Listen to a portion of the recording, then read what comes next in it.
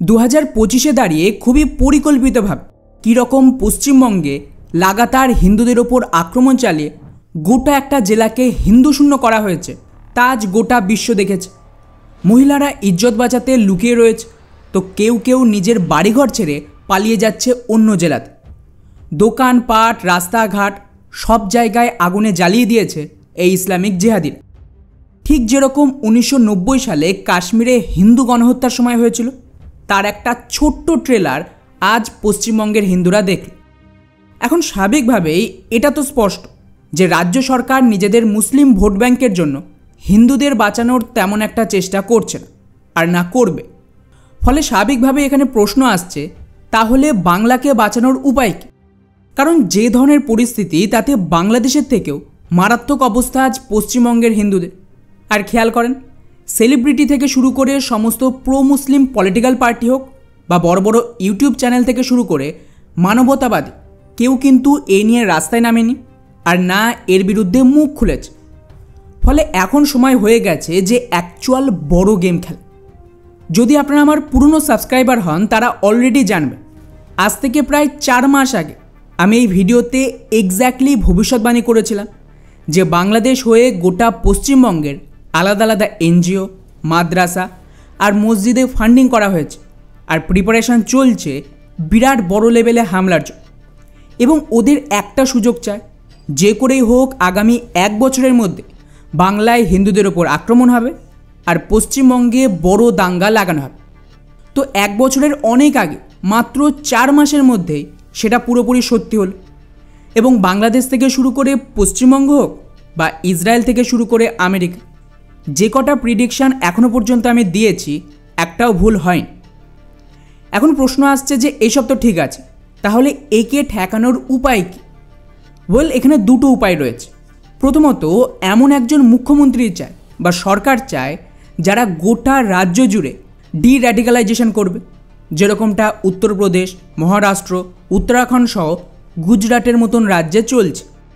কিন্তু বর্তমান পরিস্থিতিতে দাঁড়িয়ে আমাদের রাজ্যের যা অবস্থা, আগামী 10 বছরেও এমন কোনো মুখ্যমন্ত্রী আসবে না, এটা লিখে নিন। আগামী বছরেই ভোট আছে। আমার কথাটা মিলিয়ে নেবেন, যদি না এই দাঙ্গা গোটা রাজ্যে ছড়িয়ে পড়ে, সেক্ষেত্রে হয়তো অন্য রেজাল্ট আসতে পারে, কিন্তু তাছাড়া সরকার পরিবর্তন হবে না, এটা আমি বর্তমান পরিস্থিতি অনুযায়ী বলি। তো এবারে আসি দ্বিতীয় উপায়, যেটা আমার অবজারভেশন অনুযায়ী একমাত্র আর শেষ উপায়। এখানে বেশ কয়েকটা ধাপে এই পুরো প্ল্যানকে এক্সিকিউট করতে হবে।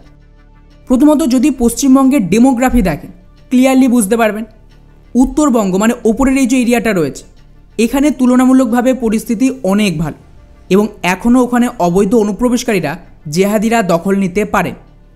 মূল যে সমস্যা রয়েছে বা কিয়স রয়েছে, সেটাই নিচের অংশে, মানে মুর্শিদাবাদ সহ কলকাতা আর আশেপাশের জেলাতে। তো এখানে পশ্চিমবঙ্গকে বাঁচানোর জন্য কাশ্মীরের পদ্ধতিকে কাজে লাগাতে হবে, এবং এই পদ্ধতিতেই সংসদে নতুন বিল আনতে হবে, যার আন্ডারে বাংলার দুটো ভাগ করে উত্তরবঙ্গ আর দক্ষিণবঙ্গ দুটো আলাদা আলাদা রাজ্য করতে হবে।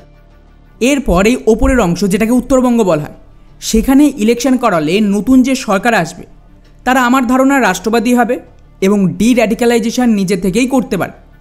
ওখানে কেন্দ্র সরকারের হস্তক্ষেপের খুব একটা প্রয়োজন নেই। আর সবচেয়ে বড় সুবিধা, এর জন্য কিন্তু উত্তরবঙ্গের সাধারণ মানুষ আর কিছু ছোট ছোট পলিটিক্যাল পার্টি আর উপজাতি সংগঠন প্রত্যেকেই সাপোর্ট দেবে। কারণ এটা তো নতুন ঘটনা নয়, আলাদা উত্তরবঙ্গের দাবি বহু দশক ধরেই চলে আসছে। তো এর জন্য ওখানে নতুন কোনো দাঙ্গা বা বিরোধের সম্ভাবনা নেই, এবং বাংলাদেশের বর্ডারও এখানে অনেকটাই সুরক্ষিত হয়ে যাবে, স্পেশালি চিকেন নেক। এবারে আসি দক্ষিণবঙ্গ, এটাই মূল সমস্যা। এখানে ডেমোগ্রাফি তো পুরো বদলে গেছে। বহু এলাকা রয়েছে যেখানে হিন্দুরা মাইনরিটি, উদাহরণ হিসেবে মুর্শিদাবাদ। এছাড়া এখানে কয়েক কোটি অবৈধ বাংলাদেশি মুসলিম আর রোহিঙ্গা মুসলিমও ঘাঁটি গেড়ে বসে আছে, যাদেরকে সরকার ব্যবহার করে ভোট ব্যাংক হিসেবে। তো পুরো এরিয়ায় বড় কেয়স তৈরি হবে, এবং এর জন্য এই যে দক্ষিণবঙ্গ, তাকে আলাদা রাজ্যের স্ট্যাটাস দিলে হবে না। এখানে এটাকে কেন্দ্রশাসিত প্রদেশ করতে হবে কাশ্মীরের মতো, এবং অন্ততপক্ষে আগামী 5 থেকে 7 বছর রাষ্ট্রপতি শাসনের আন্ডারেই রাখতে হবে। এর সুবিধা হলো, রাষ্ট্রপতি শাসনের আন্ডারে সমস্ত অবৈধ অনুপ্রবেশকারীদের খুঁজে খুঁজে বাংলাদেশে ডিপোর্ট করে এর যে ডেমোগ্রাফি, তাকে ঠিক করতে হবে। এরপর দ্বিতীয় ধাপে এখানে যে পুরো র্যাডিক্যাল ইকোসিস্টেম কাজ করছে তার বিরুদ্ধে অ্যাকশান নিতে হবে। প্রয়োজনে কাশ্মীরের মতন ক্র্যাকডাউনও চালাতে হবে এনজিও, বিভিন্ন ইসলামিক অর্গানাইজেশন আর কিছু পলিটিক্যাল নেতাদেরও, এবং এদের পুরো ইকোনমিক স্ট্রাকচারকে সবার আগে ভাঙতে হবে। এর ফলে এই ধরনের দাঙ্গা ভবিষ্যতে হওয়ার সম্ভাবনা কমে যাবে। উদাহরণ হিসেবে কাশ্মীরে দেখুন, এখন আর পাথর ছোড়ার ঘটনা হয় না, কারণ এদের যে ফান্ডিং ছিল সেটাই কেন্দ্র সরকার বন্ধ করিয়ে দিয়েছে। সেমভাবে যদি ফান্ডিং না পাওয়া যায় তাহলে কিন্তু পশ্চিমবঙ্গতেও কোনো রকম দাঙ্গা হবে না। এবারে আপনাদের বুঝতে হবে যে মুর্শিদাবাদে যা হচ্ছে এটা কিন্তু রাতারাতি হয়নি, বহুদিনের প্ল্যান, এবং এইভাবে অর্গানাইজ অ্যাটাকের জন্য কোটি কোটি টাকার ফান্ডিং লাগে, প্ল্যান রেডি করতে হয়, এবং ওপরের লিডারশিপ থাকে যারা এই পুরো মবকে ডিরেকশান দেয় কোথায় হামলা করতে হবে, কখন হামলা করতে হবে, এবং স্বাভাবিকভাবেই পলিটিক্যাল সাপোর্ট তো থাকবে, তা না হলে পুলিশ দুদিনেই এদেরকে ঠান্ডা করে দিতে পারত। এবং যদি খুব ভালোভাবে নজর দেন, এত বড় লেভেলের দাঙ্গা হলো কিন্তু রাজ্যের যে ইন্টেলিজেন্স এজেন্সি তারা জানতেও পারল না। এটা কি সম্ভব? কোনো দিন না। তো এই সব কিছুর ওপরেই কিন্তু ক্র্যাকডাউন করা জরুরি, এবং তার সাথে যত কেন্দ্র সরকারের আইন রয়েছে তাকেও প্রপারলি ইমপ্লিমেন্ট করতে হবে, ওয়াক্ত আইন সহ। তো এটা গেল বেসিক আগামী 5 থেকে 6 বছরের প্ল্যান। যদিও এখানে অ্যাডিশনাল ডেমোগ্রাফি সার্ভেও করাতে হবে এবং দেখতে হবে যে এর মধ্যে দক্ষিণবঙ্গে কোন কোন এরিয়ায় ডেমোগ্রাফি সবচেয়ে বেশি পাল্টেছে, সেই অনুযায়ী প্রতিটা জেলার জন্য আলাদা আলাদা অ্যাকশান প্রয়োজন। এটা সময় সাপেক্ষ এবং হেভি ইনভেস্টমেন্টও দরকার।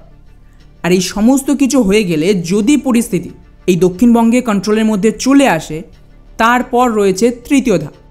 এখানে এবার তৃতীয় ধাপে কাশ্মীরের মতো দক্ষিণবঙ্গকে কেন্দ্রশাসিত হওয়া সত্ত্বেও এর স্টেটহুড ফিরিয়ে দিতে হবে, যার আন্ডারে ইলেকশন হবে, মুখ্যমন্ত্রী সিলেক্টও করা হবে। আর যেহেতু এটা কেন্দ্রশাসিত প্রদেশ হবে, তো স্বাভাবিকভাবেই এর যে ল অ্যান্ড অর্ডার মানে পুলিশ, সেটা কিন্তু কেন্দ্র সরকার বা গভর্নরের হাতেই থাকবে। আর খেয়াল করে থাকবেন, কাশ্মীরে আবদুল্লাহ মুখ্যমন্ত্রী হলেও গ্রাউন্ডে কোনো রকম ভারত বিরোধী বা হিন্দু বিদ্বেষী কাজ করতে পারছে না, কারণ উনি এখন নামেই মুখ্যমন্ত্রী। সেমভাবে দক্ষিণবঙ্গে অ্যান্টি হিন্দু সরকার আসুক বা না আসুক ফারাক পড়বে না, এবং তারপর ধীরে ধীরে আগামী কয়েক দশকে আবারও ডেমোগ্রাফিকে রিস্টোর করা সম্ভব। আর একমাত্র এটাই রাস্তা পশ্চিমবঙ্গে পুরোপুরি কাশ্মীর হওয়ার আগেই রাজ্যটাকে বাঁচান। তা না হলে আজ যেটা মুর্শিদাবাদে হয়েছে তা ধীরে ধীরে অন্য জেলাতে হবে, আর এটা খুবই প্ল্যানিংয়ের সাথে হয়েছে। এখন আগামী বছরে ইলেকশন, সেই পর্যন্ত কেন্দ্র সরকার এমন কোনো অ্যাকশান নেবেন, খুব সম্ভবত ওরা এই যে দাঙ্গাটা হলো তাকে ইলেকশনের প্রচারে ব্যবহার করবে এবং ট্রাই করবে ন্যাচারালি ভোট জেতা যায় কি। আমার ধারণা ভোট জিততে ওরা পারবে না, হয়তো সিট বাড়বে কিন্তু জিতবে না। আর যদি ওরা ইলেকশন হেরে যায় তাহলে খুব সম্ভবত আমি যে প্ল্যানের কথা বললাম তার উপরে কাজ হলে হতে পারে। আর অলরেডি বিজেপির যে রাজ্য নেতৃত্ব গত বছরের প্রধানমন্ত্রীকে এ বিষয়ে রিকোয়েস্টও করেছে। এখন দেখা যাক যে অমিত শাহ আর প্রধানমন্ত্রী কী সিদ্ধান্ত নেয় বাংলাকে।